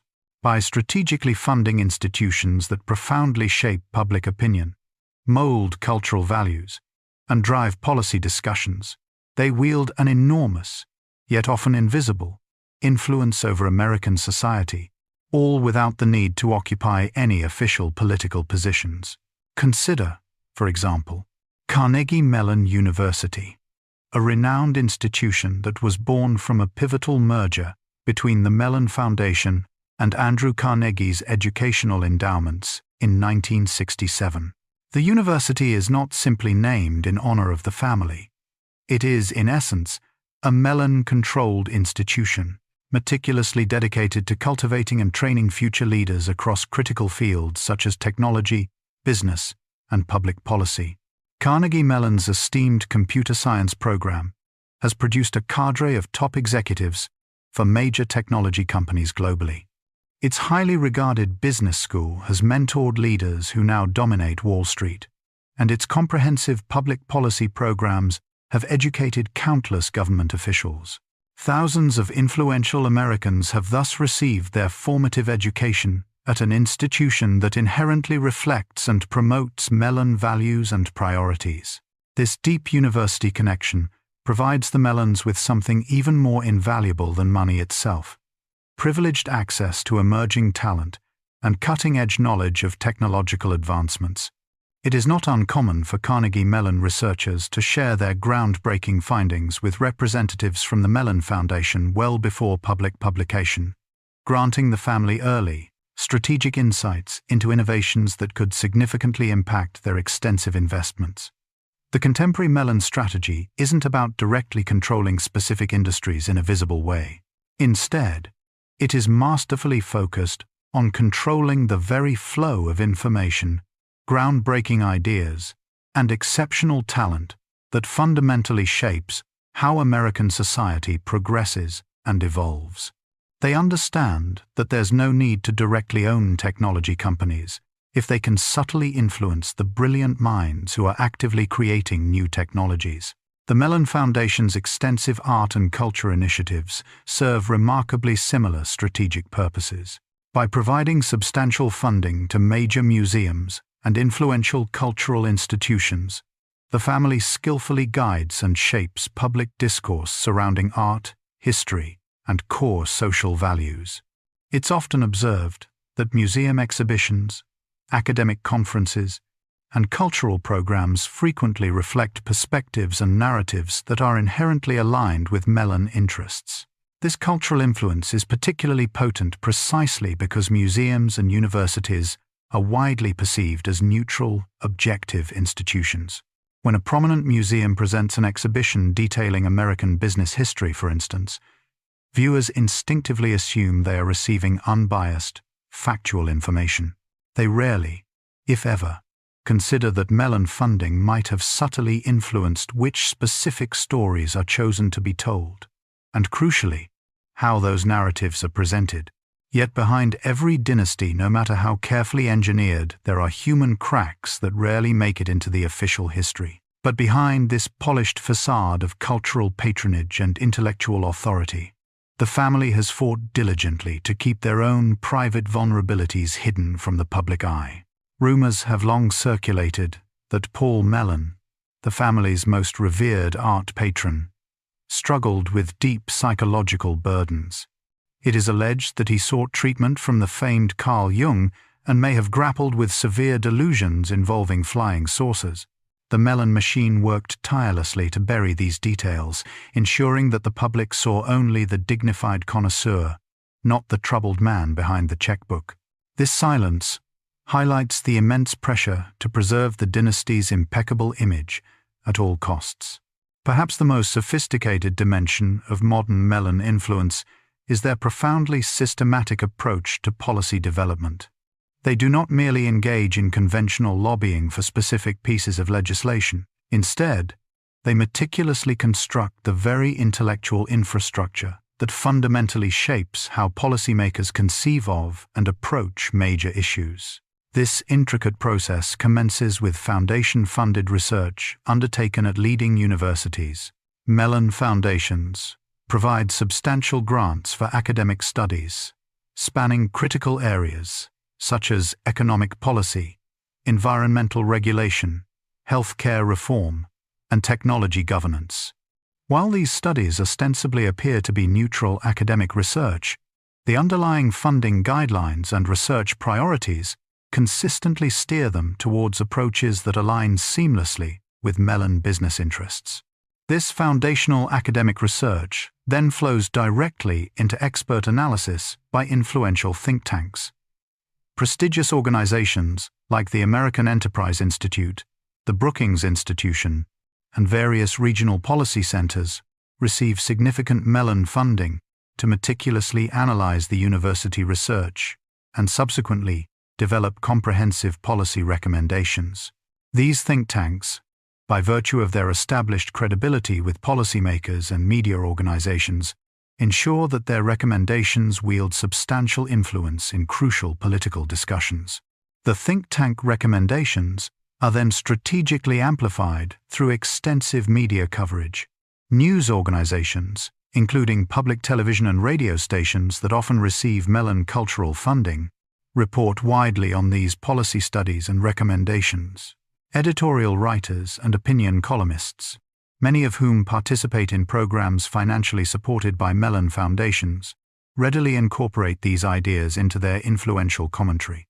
Finally, these carefully curated policy ideas reach government decision-makers through a multitude of sophisticated channels. Academic researchers frequently testify before congressional committees, offering expert insights. Think tank analysts conduct private briefings for government agencies, disseminating their recommendations directly. And pervasive media coverage profoundly shapes public opinion and exerts political pressure.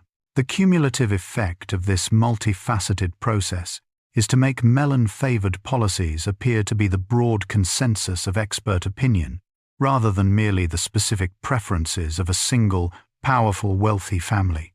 This policy manufacturing process is so remarkably sophisticated that most participants within it genuinely do not realize they are part of a coordinated influence campaign. University researchers sincerely believe they are conducting independent academic studies. Think tank analysts honestly believe they are developing objective policy recommendations. And media organizations truly believe they are reporting on neutral, expert analysis. The key insight here is that the Mellons do not directly control the specific content of the research or analysis. Instead, they subtly influence the fundamental framework within which research questions are posed and policy options are evaluated. By strategically funding institutions that are naturally predisposed to develop perspectives aligned with their long-term interests, they achieve systematic influence without resorting to overt manipulation. Consider, for instance, environmental policy, a domain where modern Mellon interests are remarkably intricate and multifaceted. The family continues to control significant oil and coal assets through a complex web of trusts and investment vehicles. Simultaneously, however, they also hold major investments in burgeoning renewable energy technologies through their dynamic venture capital activities. Consequently, Mellon-funded environmental research frequently emphasizes solutions that necessitate large-scale technological investments, rather than advocating for stringent regulatory restrictions on existing, established industries. This astute approach allows the family to strategically benefit from both their traditional energy assets and the rapidly expanding clean energy markets, all while artfully circumventing policies that would severely detrimental to either set of their substantial investments. The Mellon Foundation's educational initiatives adhere to strikingly similar patterns. Rather than directly opposing public education, the Foundation instead funds programs that actively champion technological solutions and foster private sector partnerships. This strategy skillfully shapes education policy discussions in ways that actively create lucrative markets for Mellon-backed companies, all while diligently preserving the Foundation's highly respected reputation as a benevolent supporter of education. What truly stands out is the remarkable adaptability the Mellons have demonstrated in adjusting their influence strategies to conform to evolving political conditions. During the 1,960 seconds and 1,970 seconds, an era marked by heightened public suspicion of wealthy families, they shrewdly scaled back their overt political activities and significantly increased their funding for cultural and educational initiatives. Conversely, during the 1,980 seconds and 1,990 seconds, when business-friendly policies gained greater popularity, they became more overtly active in supporting influential think tanks and policy organizations that vigorously advocated for reduced regulation and lower taxes. Critically, they never altered their fundamental goals. They simply adjusted their strategic methods to seamlessly align with the prevailing political environment. Modern Mellon family operates less like a conventional wealthy dynasty and more like a sophisticated, clandestine intelligence organization. They meticulously gather invaluable information through their extensive university connections, acutely analyze emergent trends via their carefully directed think tank funding, and systematically implement their long-term strategies through their diverse foundation activities. This highly systematic and integrated approach to influence has enabled them to not only survive, but also to profoundly benefit from major economic and social transformations that have, in contrast, led to the demise of many other prominent wealthy families. When powerful environmental movements gained traction in the 1,970 seconds, for example, the Mellons had already skillfully positioned themselves as ardent supporters of environmental research. When technology became the undisputed cornerstone of economic growth in the 1,990 seconds, they were already deeply connected to leading computer science programs. Consider how astutely the family has positioned itself for the current era of profound technological disruption. Mellon venture capital funds have strategically invested in cutting-edge artificial intelligence, groundbreaking biotechnology, and transformative renewable energy companies. Simultaneously, Mellon-funded research programs diligently study the intricate social implications of rapid technological change. Furthermore, Mellon cultural institutions thoughtfully explore how technology fundamentally impacts human creativity and the very fabric of social relationships. Crucially, each of these investments serves multiple strategic purposes. They generate robust financial returns, provide privileged early access to emerging technologies, and actively shape public discussions about how society should proactively adapt to ongoing technological change. This deeply integrated approach effectively guarantees that the Mellons will continually benefit from technological developments, regardless of which specific technologies ultimately rise to dominance. The modern Mellon strategy is meticulously designed to sustain the family's pervasive influence, even if individual family members happen to lack particular business acumen or direct interest in commercial affairs. The intricate institutional structure functions almost autonomously, demanding only minimal direct involvement from family members themselves. While current family members do serve on foundation boards and contribute to high-level policy decisions, the day-to-day operations are skillfully managed by a dedicated team of professional staff who are deeply attuned to the family's long-term objectives. This brilliant structure not only ensures seamless continuity across multiple generations, but also discreetly shields individual family members from intense public scrutiny. The financial outcomes unequivocally speak for themselves.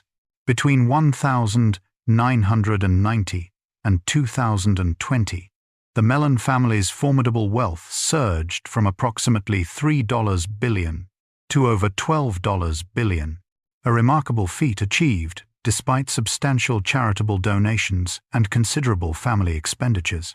Their investment returns have consistently outpaced average market performance, a success largely attributable to their institutional connections, providing access to proprietary information and exclusive opportunities that are simply unavailable to typical investors.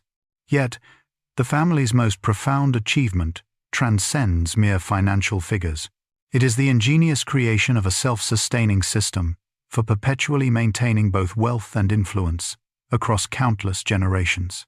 Unlike many other affluent families whose fortunes often dissipate within a few generations, the Mellons have meticulously crafted institutional structures that are poised to preserve their formidable advantages indefinitely. This accumulation of assets extends far beyond stocks and bonds, reaching into physical realms that reflect their aristocratic tastes. A prime example is Oak Spring Farms in Virginia, a sprawling estate famous for housing a world-class library of rare books and manuscripts on horticulture and botany. Unlike the flashy real estate flips of modern billionaires, the Mellons employ real estate both for personal usage and as a means of quiet, long-term wealth preservation, mirroring the property portfolios of European landed gentry. Remarkably, modern technology has further amplified the Mellon influence system. Digital communications now enable their various institutions to coordinate with unprecedented effectiveness. Sophisticated data analysis empowers them to identify emerging trends with greater foresight, and expansive global financial markets present even more opportunities for their sophisticated investment strategies. The family has also shrewdly adapted its strategies to align with evolving global conditions. Mellon foundations now actively fund international programs. Mellon investment vehicles operate on a worldwide scale, and Mellon-supported institutions boast a truly global reach. This strategic international expansion provides privileged access to burgeoning emerging markets, while simultaneously diversifying their pervasive influence far beyond purely American institutions. Consider the illuminating numbers from 2020. Mellon Foundations distributed an astounding total of over $300 million in grants to hundreds of institutions across the globe. This is far more than simple philanthropy. It represents a systematic, calculated investment in sustaining global influence that consistently generates returns far exceeding the initial expenditures. Yet, perhaps the most astonishing facet of the modern Mellon empire is its enduring invisibility to the vast majority of Americans. Despite meticulously controlling billions in assets and profoundly influencing major institutions, the family rarely, if ever, appears in media coverage of wealthy Americans or powerful dynastic families. But in recent years, a surprising break from tradition appeared: a Mellon heir who abandoned the shadows and stepped directly into America's political battlefield. However, In recent years, this carefully cultivated veil of secrecy has been pierced by a new brand of political activism from within the family, one that abandons the shadows for direct, headline-grabbing intervention. Timothy Mellon has stepped onto the national stage, not with subtle influence, but with massive financial force. Reports indicate he stealthily funneled an astonishing $65 million to Donald Trump's 2024 campaign and to a super PAC aligned with Robert F. Kennedy Jr. Furthermore, breaking with the family's tradition of discretion, he became the single largest private donor for the Texas border wall construction, contributing tens of millions of dollars to the project. This shift suggests a potential fracture in the dynasty's discipline, or perhaps a bold evolution in how they wield their power in a polarized era. In truth, the Mellons never actually exited the banking business. They simply rendered it invisible.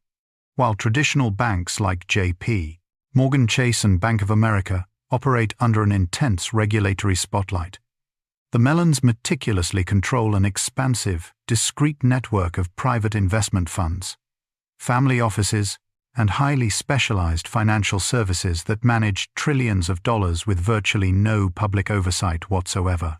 This shadow banking system has not only proven to be significantly more profitable than conventional banking, but has also expertly sidestepped the very regulations that constrain traditional financial institutions.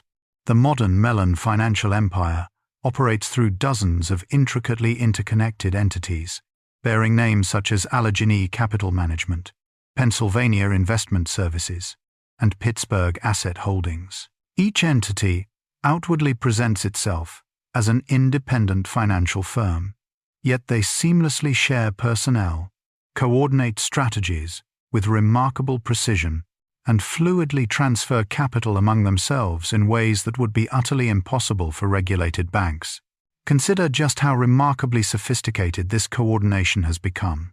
When one Mellon entity identifies a particularly attractive investment opportunity, it can rapidly access capital from other family entities without enduring the protracted regulatory approvals, burdensome disclosure requirements, or time-consuming shareholder consultations that typically impede traditional financial institutions. This inherent speed advantage allows them to swiftly secure the most lucrative deals, long before larger conventional competitors even become aware of their availability. The shadow banking network also offers a suite of exclusive services that traditional banks are simply unable to provide. Affluent clients requiring complex international transactions, highly sophisticated tax optimization strategies, or unique investment opportunities in rapidly emerging markets can access these bespoke services through Mellon entities, free from the stringent compliance restrictions that limit conventional banks. Herein lies the truly immense power of this system. The Mellon shadow banking network effectively serves as the indispensable financial infrastructure for other powerful wealthy families, major corporations, and even sovereign foreign governments. By providing essential services that clients cannot procure elsewhere, the Mellons exert significant, pervasive influence over critical financial decisions that ultimately impact the entire global economy. Just look at the numbers. Financial industry analysts estimate that Mellon-controlled entities currently manage an astonishing $200 to billion in assets for external clients, generating billions in fees annually. More importantly, this activity provides the family with meticulously detailed information about major investment flows, proprietary corporate strategies, and sensitive government financial activities. This information advantage, a form of strategic intelligence, is often far more valuable than the fees themselves. By positioning themselves as crucial financial intermediaries for major economic players, the Mellons gain early privileged knowledge of impending mergers, acquisitions, policy shifts, and critical market developments, enabling them to strategically position their own investments to maximum advantage. Furthermore, the shadow banking system also functions as a highly effective recruiting mechanism for top-tier financial talent. Professionals who work for Mellon entities develop unparalleled expertise in sophisticated financial strategies, while simultaneously building invaluable relationships with the family's senior investment managers. Many eventually launch their own independent firms, but consciously maintain informal yet robust connections to the broader Mellon network, thereby extending the family's pervasive influence throughout the financial industry. The Mellons have, with remarkable stealth, emerged as one of the most influential forces in American technology development. However, their strategic approach is fundamentally distinct from that of renowned tech investors like Peter Thiel or Mark Andreessen.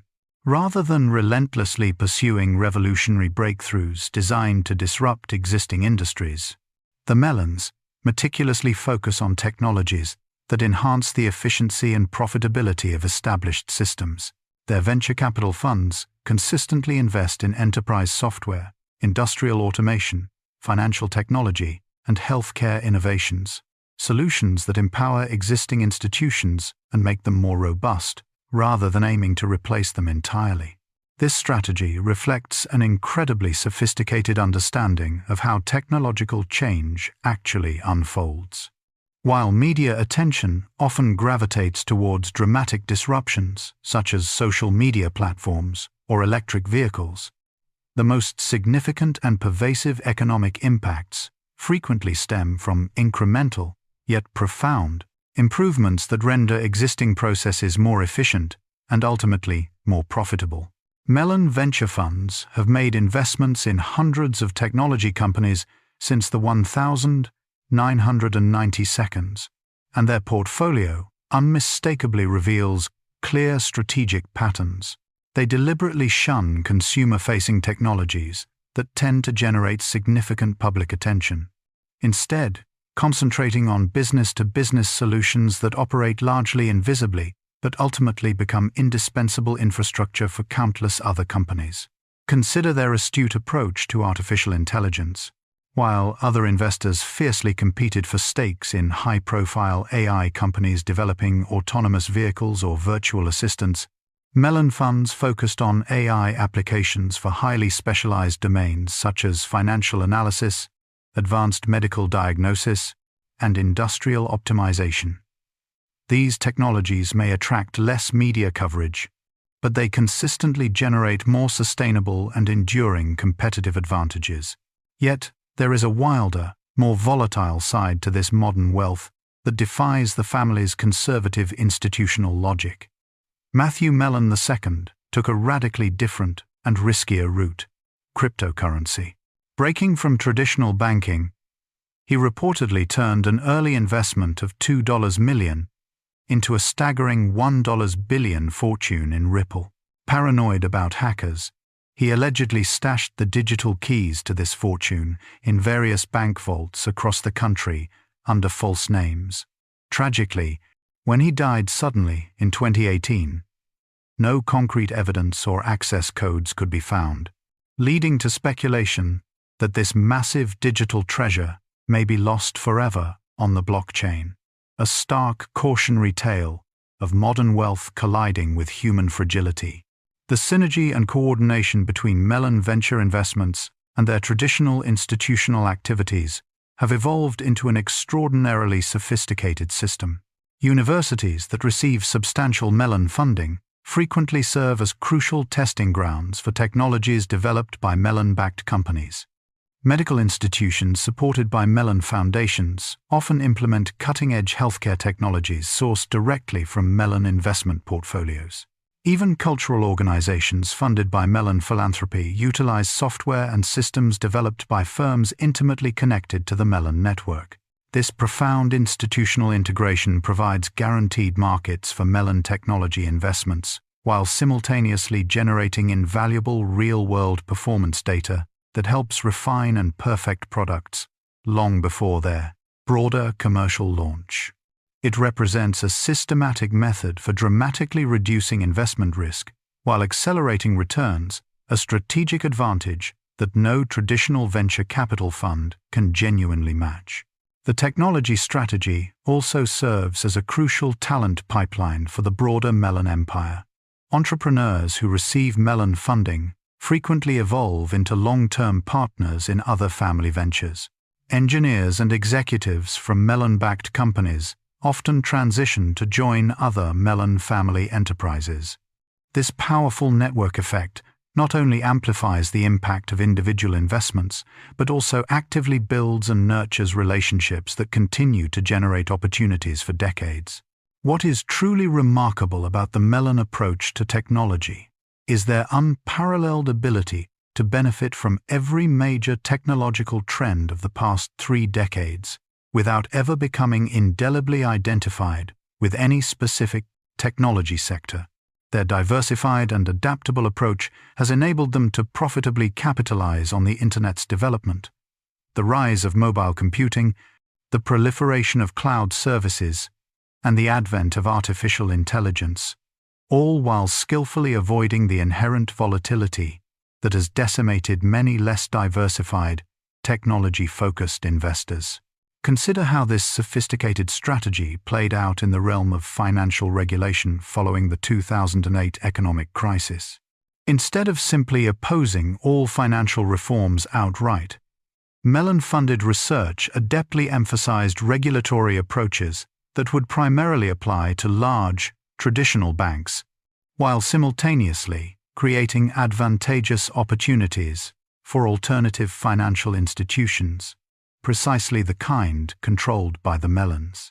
This research, on the surface, appeared to advocate for stronger financial regulation, but its specific recommendations would have, in practice, significantly increased competitive advantages for Mellon shadow banking operations, while simultaneously constraining their traditional banking competitors.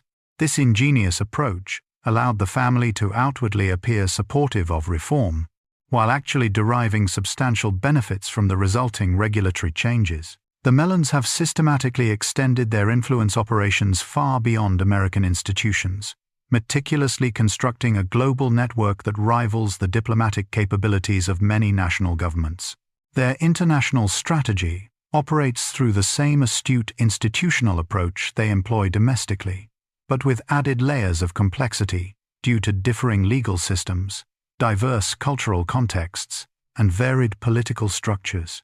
Mellon foundations now actively fund educational exchanges, cultural programs, and research initiatives in over 50 countries worldwide. These extensive international programs serve a multitude of strategic purposes. They foster goodwill with foreign governments and institutions, provide privileged access to rapidly emerging markets and cutting-edge technologies, and generate invaluable intelligence regarding international business opportunities. While these programs outwardly appear to be charitable activities promoting global cooperation, they consistently and skillfully advance specific Mellon business interests.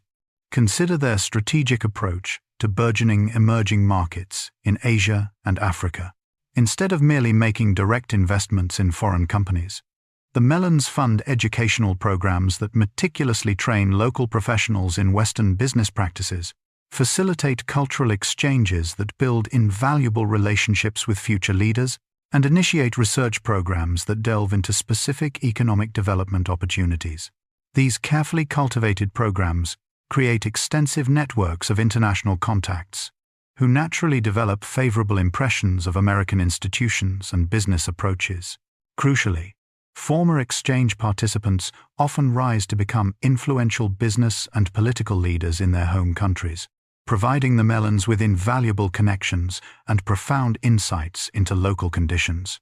The International Foundation activities also provide legitimate and unimpeachable reasons for Mellon family members and their associates to travel globally, meet with foreign leaders, and discreetly gather intelligence about international business opportunities. This level of access is exponentially more valuable than simple investment capital, as it provides early, critical information about impending political changes, regulatory developments, and significant economic trends. This global influence network has become particularly indispensable as American domestic opportunities have grown more competitive and subject to increasing regulation. International markets offer expansive opportunities for growth and profit that are becoming progressively harder to secure within the United States. However, achieving success in foreign markets demands precisely the kind of nuanced cultural knowledge and crucial political connections that the Mellon International programs are systematically designed to cultivate. Look at how this integrated approach functions in practical terms. A Mellon Foundation might fund an environmental research program in Southeast Asia, thereby gaining privileged access to critical information regarding regional climate policies and emerging renewable energy opportunities. Simultaneously, Mellon investment funds might be actively evaluating clean energy investments in that very same region, utilizing the insights gleaned through the Foundation's activities to precisely identify the most promising opportunities. The Foundation's work effectively provides a discrete cover for investment-related travel and meetings, all while generating invaluable goodwill with local governments and institutions. This masterful approach allows the Mellons to aggressively pursue lucrative business opportunities, while meticulously maintaining their impeccable reputation as benevolent philanthropic supporters of international cooperation and development. By 2020, the global Mellon Influence Network had grown so vast and intricately woven that family members could effortlessly arrange meetings with senior government officials, influential business leaders, and prominent cultural figures in virtually any major country within mere weeks of expressing interest. This unparalleled access provides enormous advantages for international business development, all while diligently preserving the outward appearance of cultural and educational exchange rather than overt commercial activity. This international expansion represents the ultimate evolution of the Mellon influence model, the systematic conversion of seemingly charitable activities into sustainable, enduring competitive advantages that operate seamlessly across multiple countries and diverse cultures, all while diligently maintaining the family's characteristic invisibility and unimpeachable respectability.